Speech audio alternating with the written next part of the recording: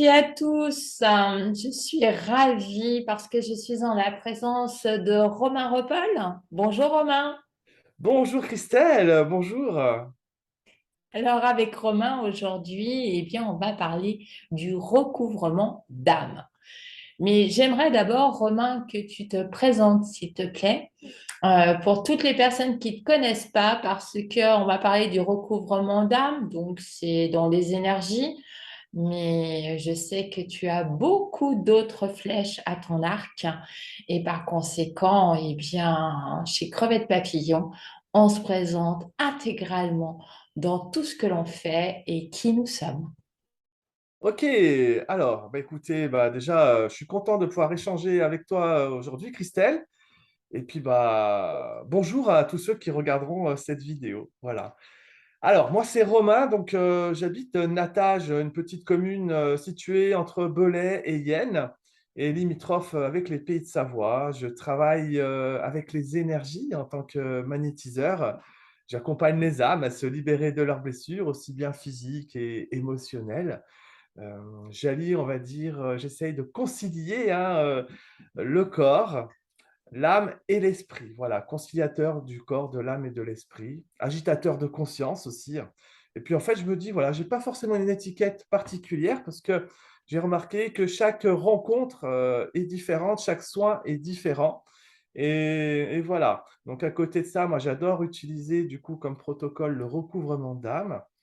Je suis également conseiller bien-être pour les huiles essentielles doTERRA, donc j'utilise également ces huiles pour mes accompagnements, pour mes soins. Voilà, c'est un petit soin, c'est un petit outil complémentaire.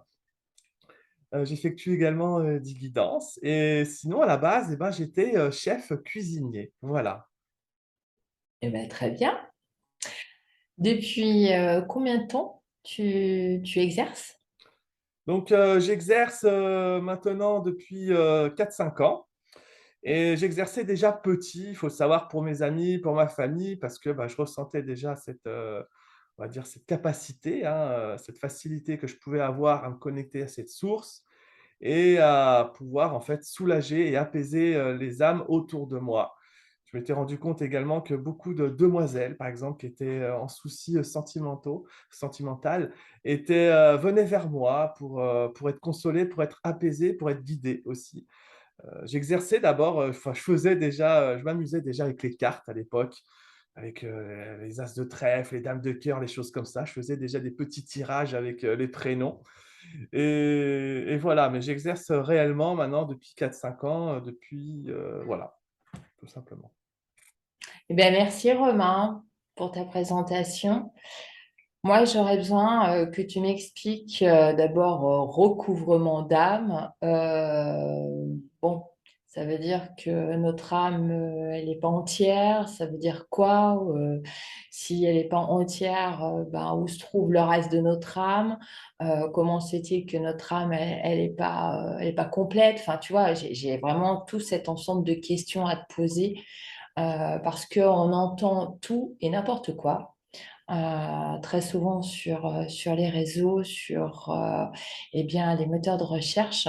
Et donc, j'aimerais que tu répondes à ma question, c'est quoi le recouvrement d'âme?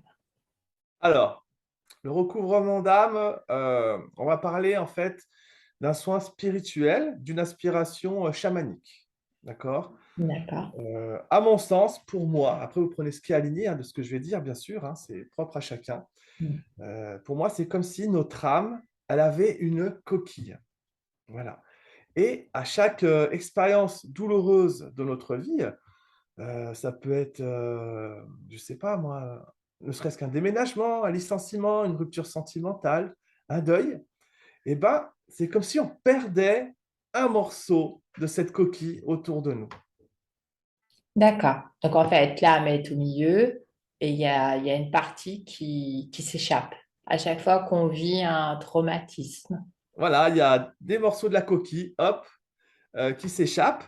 Et à un moment donné dans notre vie, c'est comme si on était une passoire énergétique, en fait, si on n'a pas travaillé sur ces blessures, sur ces expériences qui nous font du mal. Des fois, ça peut être aussi dans le subconscient. On peut être dans le déni aussi de certaines blessures.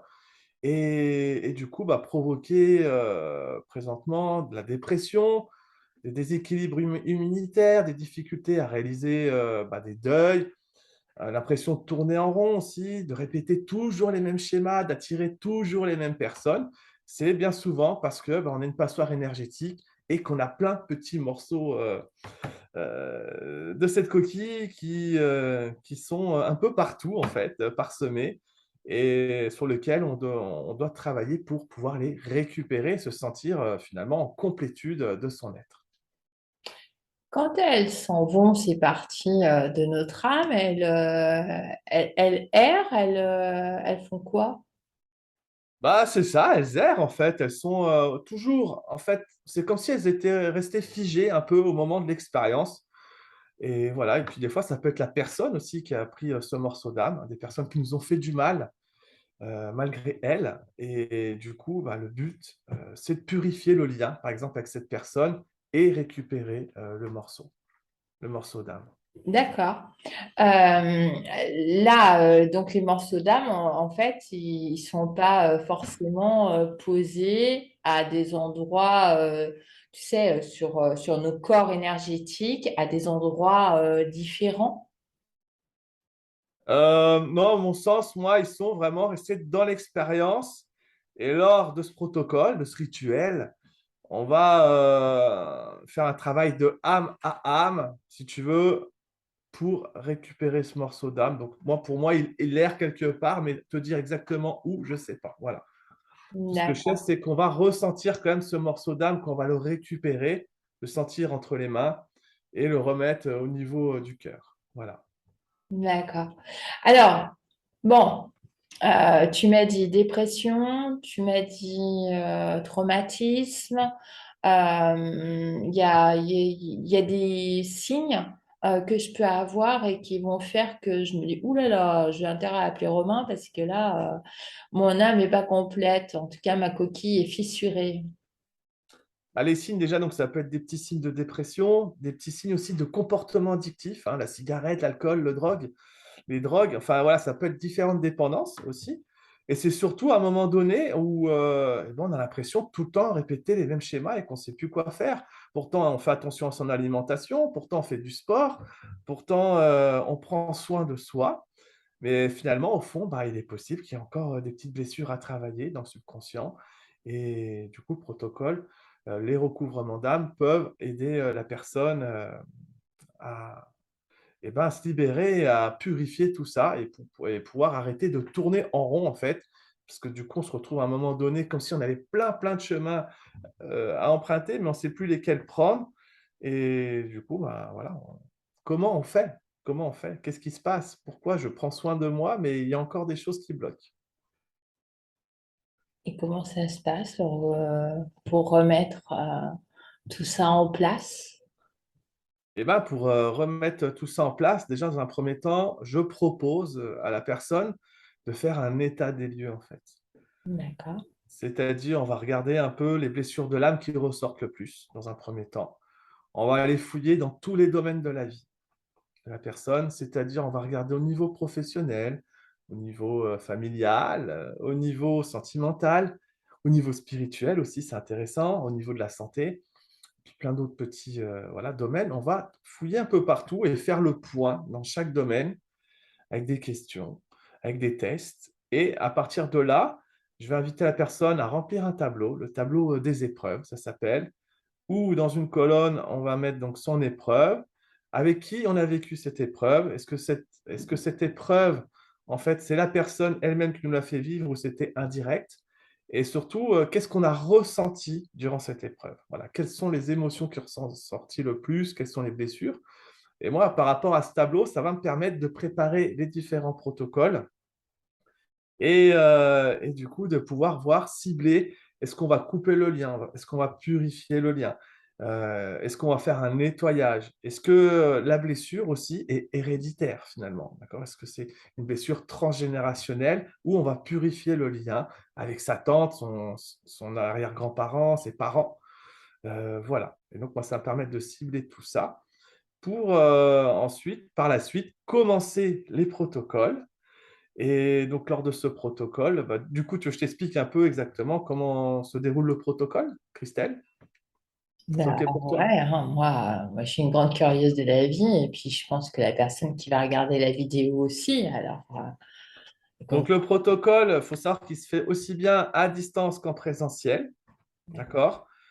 Euh, donc, en général, on utilise soit le visio, soit le téléphone. Moi, je reste connecté avec la personne, aussi bien connecté au niveau des ondes, mais aussi au niveau énergétique. Voilà, moi, je me connecte aussi à la personne pour pouvoir être là avec elle, ressentir également et aussi la soutenir. Parce que bah, ce n'est pas toujours facile d'aller fouiller un peu dans des expériences qui nous ont fait du mal. Et voilà. Et je propose à la personne, du coup, d'inviter des témoins, c'est-à-dire des témoins de l'au-delà. J'aime bien parler d'êtres de lumière, ou un guide, ou un dieu, ou peu n'importe, même si on n'est pas croyant, de proposer voilà, d'avoir quelqu'un pour l'accompagner en plus de moi dans son protocole. Et à partir de là, où cette personne est prête, on fait un petit coin cocooning, hein, avec une bougie, avec de l'encens. Enfin voilà, on se met à l'aise avec une petite boisson chaude et on installe une chaise sur laquelle la personne, ma cliente, va se mettre, par exemple, et en face, une autre chaise où on va inviter l'âme avec laquelle on va travailler, c'est-à-dire l'âme qui nous a fait du mal. On va faire un peu comme un échange, le tout dans la bienveillance, hein, bien sûr, avec beaucoup d'intention aussi. Et lors de cet échange, en fait, la personne déjà ma cliente va vider son sac, va dire tout ce qu'elle a à dire, et je vais lui faire répéter des phrases. Euh, Elle va répéter après moi, en fait, à voix haute, des phrases, et en même temps faire des gestes pour permettre de récupérer son âme, enfin ses morceaux d'âme, pardon, et les remettre à leur place. En fait, je vais la guider tout au long. D'accord. Et ça dure combien de temps? Alors, il faut savoir qu'on ne peut pas englober toutes les âmes qui nous ont fait du mal dans un protocole. C'est vraiment personne par personne. Donc, moi, il y a des séances où on va pouvoir travailler avec deux personnes, par exemple, qui nous ont fait du mal, deux expériences douloureuses. Il y en a où la personne a tellement eu de mal, la cliente a eu tellement de mal, qu'une séance voilà, va suffire, en fait.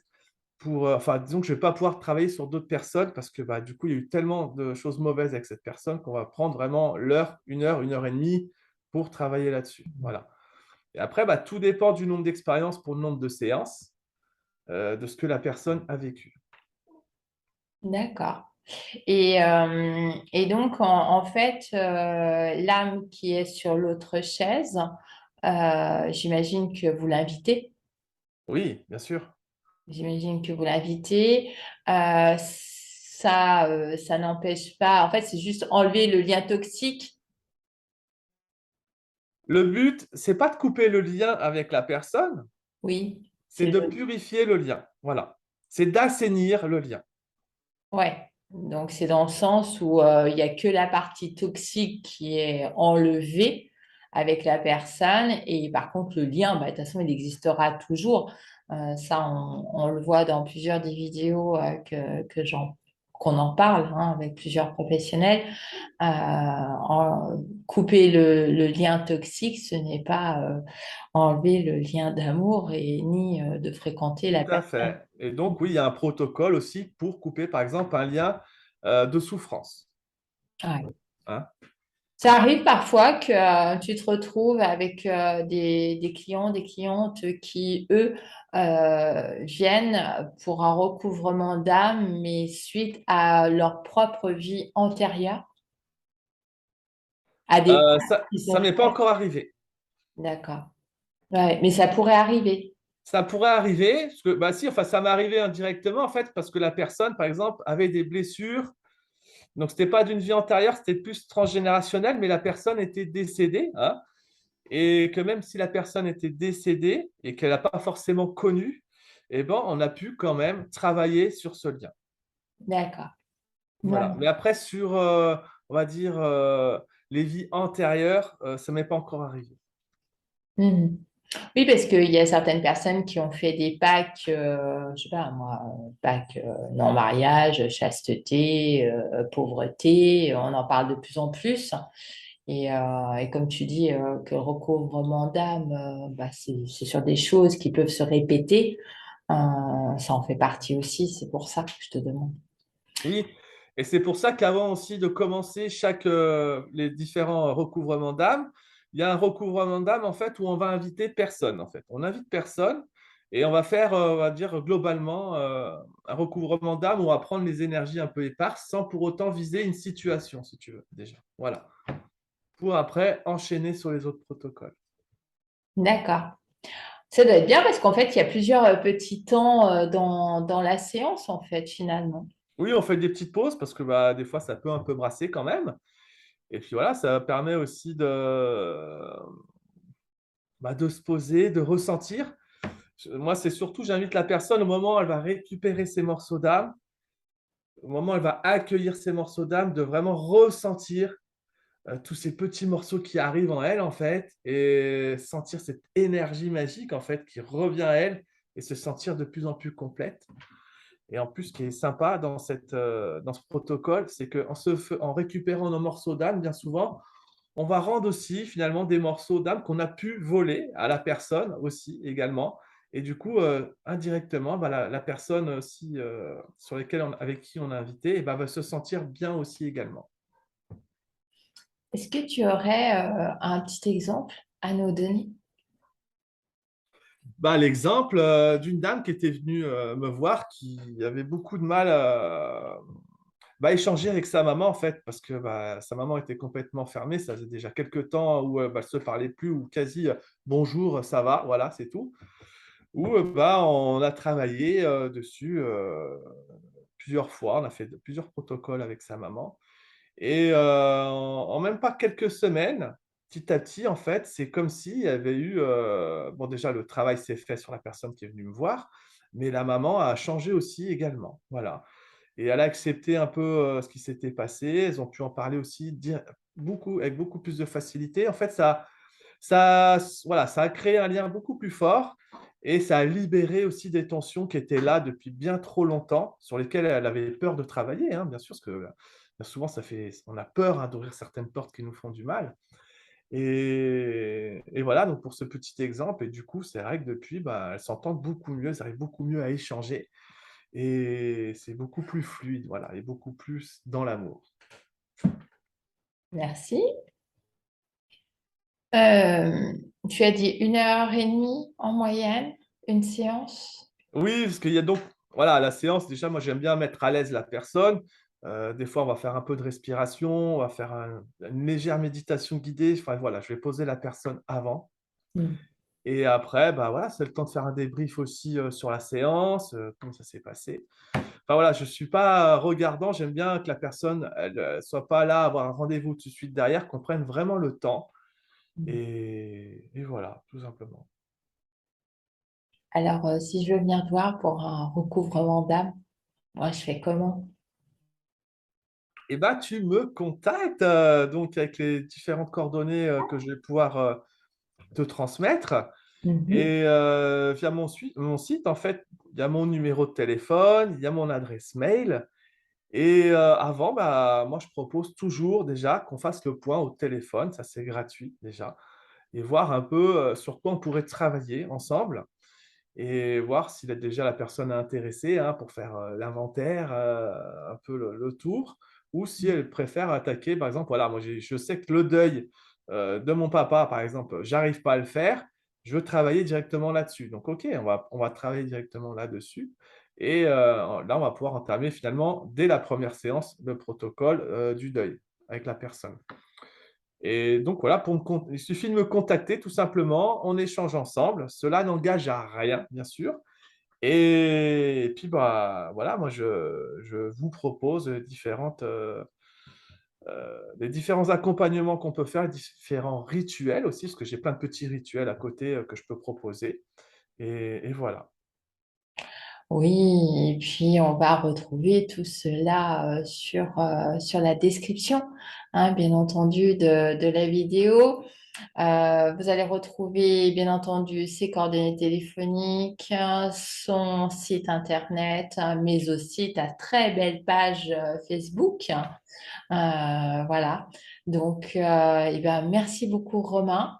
J'espère en tout cas que bah, ça a éclairé, en tout cas sur le sujet, bien entendu, du recouvrement d'âme et puis comment on pratique, Romain, pour ce recouvrement. Et n'hésitez nullement, comme il dit si bien, c'est gratuit, bien entendu, de prendre des renseignements et au plaisir.